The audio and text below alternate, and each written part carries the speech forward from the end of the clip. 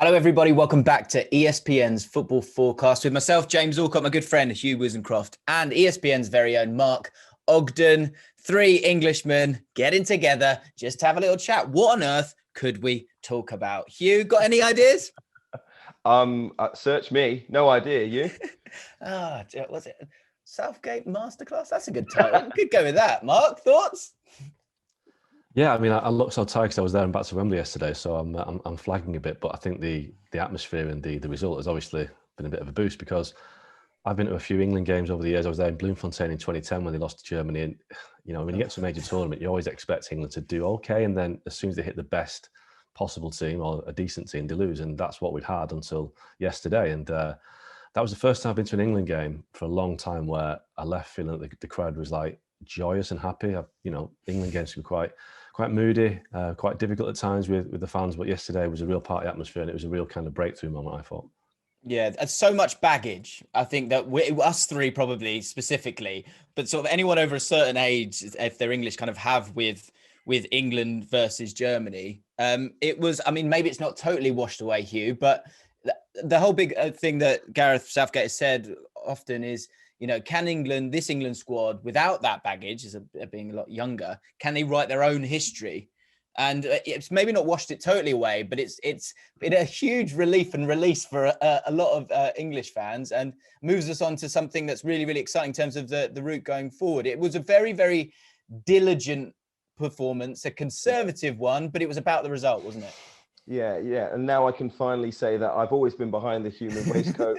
I loved Gareth Southgate from day one. Yeah. He should be given a knighthood at the end of this because football is eventually coming home. So much to look forward to over the next couple of weeks. Look, I just think, and I said it to you before, I wasn't a big fan of playing with a 4-2-3-1. I thought he should have gone for the back three and been a little bit more pragmatic. The reason is, I thought maybe less exciting football was the way that England were going to go further in the competition. It was all about beating those big nations. And they proved yesterday that with wing backs, it's probably going to be their best way to beat those bigger nations. And Germany weren't exactly one of the favourites coming into this, but a group of very good players. And on their day, they can certainly, as we've already seen, produce. But England just never gave them a chance. It was absolutely sensational. This is not just from an England perspective because I'm English. If we were talking about any of the other nations and they had performed so well, still haven't conceded a goal after 4 matches, I would still be giving them this level of praise because it was, as you say, just so solid, so diligent. Everyone knew their roles. Everyone performed to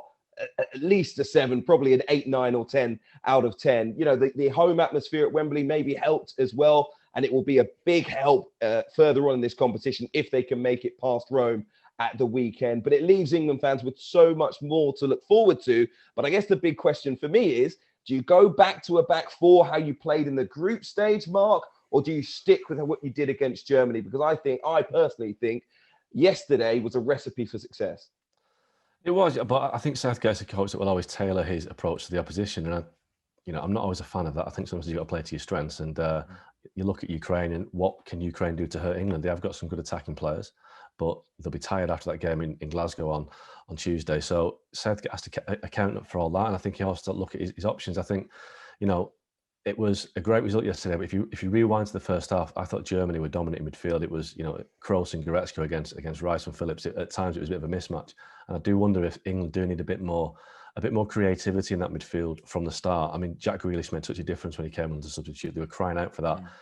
That's that bit of a vision and that bit of adventure. And I think, you can look at it two ways. You can say that England wore Germany down. They brought Grealish on at the right time. But equally, you could say if Grealish had started, they could have had the game in the bag earlier than that. So play to your strengths, play to your best players, utilise your best players. We've not seen enough of Grealish. We've not seen anything of Jadon Sancho. Haven't seen enough of Marcus Rashford. We've seen Raheem Sterling play and he's delivered. So I think Southgate, if he can, try and move the balance towards more attacking flair than defensive solidity.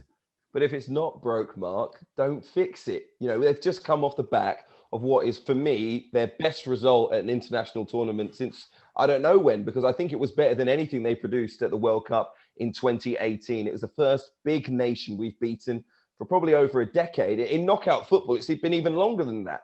So why would you now change just because it's Ukraine? It's almost like a sense of overconfidence. Why would you say, oh yeah, the game's in the bag, let's just go all out, we'll beat them 4 or 5. Why not stick to what worked so well against Germany? Be a little bit more pragmatic. No, it might not be a really entertaining game for the neutrals, but it's all about winning. I think what it is, when you play Germany, you have to kind of show the respect that Germany have got a lot of players who can hurt you. And I think that's why they had the approach last night. I think with Ukraine, possibly Denmark and the Czechs, if they go that far, they have got good players, but you'd expect England to have the greater options to hurt the opposition. That's why I think you'd have to be on the front foot against weaker nations. Let's be honest, Ukraine are a team that nobody would have expected to get to the last 8. I think if England had been said you've got Ukraine in the quarterfinals, you'd take it, but England have to be front foot against Ukraine, because if they're not, it'll become a very difficult match to watch, and then you give the Ukrainians opportunities to score. I think England should, yes, change it. I think sometimes you have to change it for the opposition that you're facing. I think with Ukraine and potentially Denmark and the Czechs, who are better teams than Ukraine, I think you look at it again. But I think they've got so many attacking options in this team, and I do think that just one change, that maybe it's Grealish coming in or maybe Sancho, would make a big difference, just in terms of, getting the game in the bag. They haven't scored many goals. They haven't conceded a goal, but it is hard to watch at times. The last 20 minutes are fantastic. Nobody's going to remember the first 70 minutes yesterday, but it was quite hard to watch, let's be honest.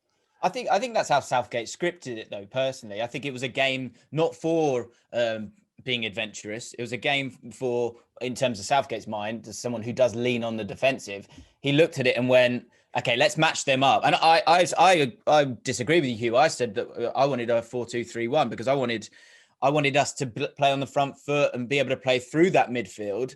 But he decided to match them up, which I thought was dangerous. But it was so well put together in terms of their individual jobs. The movement of Calvin Phillips dropping deep sometimes and Kyle Walker playing in central midfield on occasion. All over it was again very pragmatic, but the victory was there.